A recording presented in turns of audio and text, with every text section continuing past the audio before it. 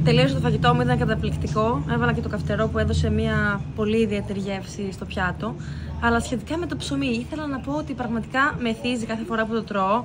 Κάθε φορά που γυρνάω στην Ελλάδα, φέρνουν ψωμί στο τραπέζι και δεν μπορώ να αντισταθώ. Το βουτάω μέσα στο λάδι και δεν είναι μόνο μια φέτα. Όχι, ποτέ δεν θα είναι μόνο μια φέτα. Θα φάω ολόκληρο το ψωμί.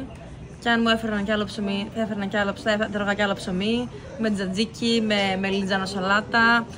Εάν αρχίσεις με το ψωμί, δύσκολο να σταματάς. Και όσον αφορά αυτό το ζήτημα, δεν είναι μόνο το τι τρως, είναι και το τι δεν τρως. Δηλαδή, όταν έχεις χορτάσει από το ψωμί, τι θα μπορούσες να έχεις φάει αντί του ψωμιού πολύ πιο θρεπτικό? Για παράδειγμα, φρούτα και λαχανικά. Κάτι που να έχει πολύ πιο καλές θερμίδες εισαγωγικά, φυτικές ίνες, βιταμίνες και όχι αυτές τις κενές θερμίδες που έχει το ψωμί. Αυτό ισχύει για όλα τα πράγματα βέβαια, όχι μόνο για το φαγητό. Δηλαδή, ακόμα και τώρα που εσύ παρακολουθείς αυτό το βίντεο, υπάρχει κάτι άλλο που δεν κάνεις. Όταν κάνουμε κάτι, εκ των πραγμάτων, εξ ορισμού, δεν κάνουμε κάτι άλλο. Δεν γίνεται να κάνουμε δύο πράγματα ταυτόχρονα. Βέβαια, γίνεται να κάνουμε κάποια πράγματα ταυτόχρονα, αλλά ναι, καταλαβαίνεις τι θέλω να πω νομίζω. Άρα αυτή τη στιγμή εσύ που παρακολουθείς αυτό το βίντεο υπάρχουν ένα σωρό άλλα πράγματα τα οποία δεν κάνεις και τα οποία ίσως να ήταν πολύ πιο χρήσιμα από το να παρακολουθείς αυτό το βίντεο και μπορεί να σε εξέλιξαν πολύ περισσότερο. Εδώ βλέπουμε δύο ανθρώπους που βάλανε ένα ψυγείο και... Ναι, εσύ τι δήλωση έχεις για το φαγητό, σου άρεσε? Ήτανε πεντανόστιμο και ήθελα να πω σε όποιον έχει την ευκαιρία γενικά και μπορεί να το κάνει, γιατί το κάνουν πολλοί Βραζιλιάνοι, το ξέρω, αλλά τώρα θα μιλήσω σε ανθρώπους που έρχονται εδώ για επίσκεψη. Σε όποιον έχει την ευκαιρία και έρθει για επίσκεψη στη Βραζιλία, ας κάνει μια ερώτηση στην περιοχή, να δει αν υπάρχει κάποια φαβέλα στην οποία μπορεί να πάει να φάει στο εστιατόριο και να στηρίξει την τόπια οικονομία. Γιατί πολύ συχνά οι άνθρωποι φοβούνται, λένε εκεί θα με σκοτώσουν και θα κάνουν, που είναι εντελώς άσχετο αυτό το χαρακτηριστικό. Δεν υπάρχει εδώ πέρα. Μπαίνω με σκοτώνουν, ας πούμε. Πολλοί νομίζουν ότι η φαβέλα είναι ένα μέρος που είναι σαν εγκληματική οργάνωση που σε βάζουν μέσα και σου παίρνουν τα όργανα. Καμία σχέση. Εδώ υπάρχουν άνθρωποι ταπεινοί. Αυτοί οι άνθρωποι εδώ πέρα έχουν χαμηλότερο ενοίκιο, γι' αυτό έχουν αυτό το εστιατόριο εδώ. Εδώ κατοικούν και είναι σημαντικό να μπορούμε να έρθουμε κι εμείς να το στηρίξουμε λίγο παραπάνω, να στηρίξουμε την τόπια οικονομία και αντί να πάμε σε ένα εστιατόριο κάτω στην παραλιακή που είναι πανάκριβο και το έχουν κάποιοι, δεν ξέρω, εκατομμυριούχοι, δεκατομμυριούχοι κλπ.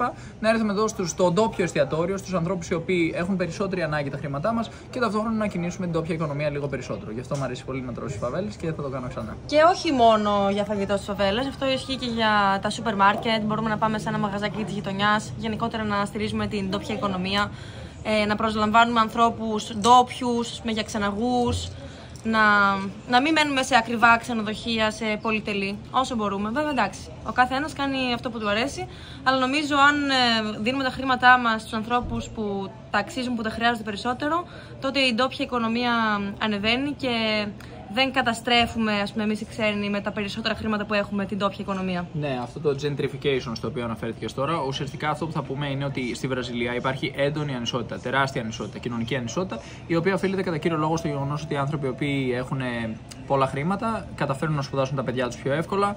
Εδώ οι άνθρωποι, ας πούμε, στη φαβέλα συνήθως έχουν λιγότερες δυνατότητες γιατί τα παιδιά εργάζονται από νεαρή ηλικία, δεν πηγαίνουν στο πανεπιστήμιο συνήθως και επίσης υπάρχει και ένας συστημικός ρατσισμός ο οποίος τους αποτρέπει από το να πάρουν θέσεις, ρόλους σε δουλειές οι οποίες είναι σε μια εργασία που, ας πούμε, θα φτάσει ο άλλος να βγάζει πολύ περισσότερα χρήματα. Συνήθως δεν φτάνουν εκεί. Θα αναφέρω ως παράδειγμα ότι εγώ εργαζόμουν στο σχολείο, το βρετανικό σχολείο στο Ρίο ντε Τζανέιρο, όπου οι περισσότεροι μαθητές ήταν παιδιά ανθρώπων με πάρα πολλά χρήματα, εκατομμυριούχοι, τρισεκατομμυριούχοι, καναλάρχες, πολιτικοί και ξέρω τι άλλο. Πληρώνανε κάθε παιδί 7 βασικούς μισθούς και φανταστείτε πολλοί είχαν 3 παιδιά στο σχολείο, για να καταλάβετε. Αλλά σε κάθε περίπτωση είναι πολύ σημαντικό να μπορέσουμε να δημιουργήσουμε μια σύνδεση μεταξύ κάποιων, ας πούμε, πολλοί άνθρωποι που μένουν σε κοντομίνιουμ, σε ακριβά κτίρια κλπ. Δεν θα έρθουν ποτέ εδώ. Ποτέ. Και ο λόγος είναι ότι δεν βλέπουν και κανέναν άλλο να το κάνει. Σου λέει, άστους αυτούς εκεί να τρώνε μόνοι τους εκεί μέσα, εμείς θα πάμε στα δικά μας μέρη. Υπάρχει μια περιθωριοποίηση αυτών των ανθρώπων. Δεν τους ανοίγουμε την καρδιά μας και την πόρτα μας, ας πούμε, κατά μία έννοια και τους αφήνουμε εκεί στην απέξω. Αν ερχόμαστε εδώ καθημερινά και δούνε ότι υπάρχει κίνηση απέξω προς τα μέσα, άλλοι άνθρωποι θα ακολουθήσουν και αυτοί. Γι' αυτό είναι σημαντικό να δίνουμε το παράδειγμα. Πολλοί λένε: αν μην μπαίνεις στις φαβέλες, όχι, δεν είναι show, δεν θα τους κάνεις έκθεμα, δεν είναι ζώα, δεν είναι, ας πούμε, ζωολογικός κήπος, αλλά δεν λειτουργεί έτσι το πράγμα. Όσο εμείς πηγαίνουμε εκεί πέρα, τόσο λιγότερο δεν είναι. Αν εσύ το αφήνεις εκεί πέρα, όχι, δεν είναι το ένα, δεν είναι το άλλο, τους αποξενώνεις, τους αφήνεις στην απέξω. Και φυσικά οι άνθρωποι οι οποίοι παρακολουθούν βίντεο από την Ελλάδα, χωρίς να έχουν έρθει ποτέ εδώ πέρα, πέρα. Εμείς έχουμε μπει σε δεκάδες φαβέλες, έχουμε μείνει σε πάρα πολλές φαβέλες. Γνωρίζουμε τις εγκληματικές οργανώσεις, γνωρίζουμε τι συμβαίνει από πίσω. Γνωρίζουμε ότι υπάρχει διακίνηση ουσιών. Ναι, φυσικά και υπάρχει, αλλά αυτοί οι άνθρωποι δεν έχουν καμία σχέση με τη διακίνηση ουσιών.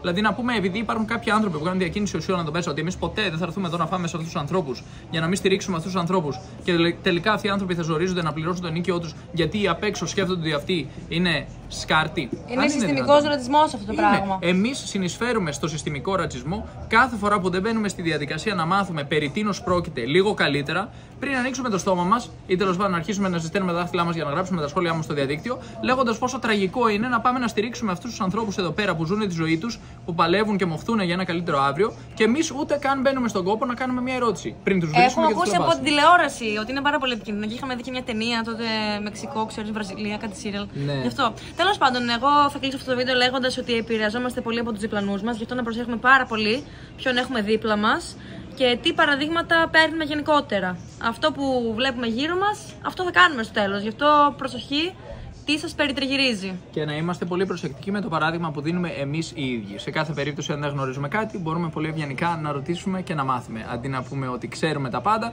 όλοι οι άλλοι είναι άσχετοι, άχρηστοι και δεν ξέρουν τίποτα. Έχουμε μια τάση γενικότερα οι άνθρωποι να νομίζουμε ότι ξέρουμε. Όλοι το κάνουμε. Αλλά υπάρχουν δύο είδη ξέρω ή ξέρω έτσι και έτσι, γιατί είχα ακούσει από έναν ξάδερφο κλπ. Άρα πρέπει πάντα να διασταυρώνουμε αν αυτό που γνωρίζαμε στο παρελθόν, από πού το γνωρίζουμε, μήπως έχει αλλάξει κάτι, μήπως είχα λάθος εντύπωση, και να μην το παίζουμε ξερόλες διαρκώς. Πολύ καλό, να είμαστε πάντα ταπεινοί. Ποτέ κανείς δεν είναι τέλειος, ποτέ κανείς δεν μπορεί να ξέρει τα πάντα. Η αλήθεια συχνά βρίσκεται κάπου στη μέση. Σε όλους αρέσει η ευγένεια, γι' αυτό είναι σημαντικό να είμαστε πάντα ευγενικοί με όλους. Και να μην κοροϊδεύουμε αν κάποιος κάνει κάποιο λαθάκι. Όλοι οι άνθρωποι είμαστε, λάθη κάνουμε. Το θέμα είναι να μιλάμε με σεβασμό, με ευγένεια και να μην σταματάμε ποτέ να μαθαίνουμε. Είμαστε μαθητές.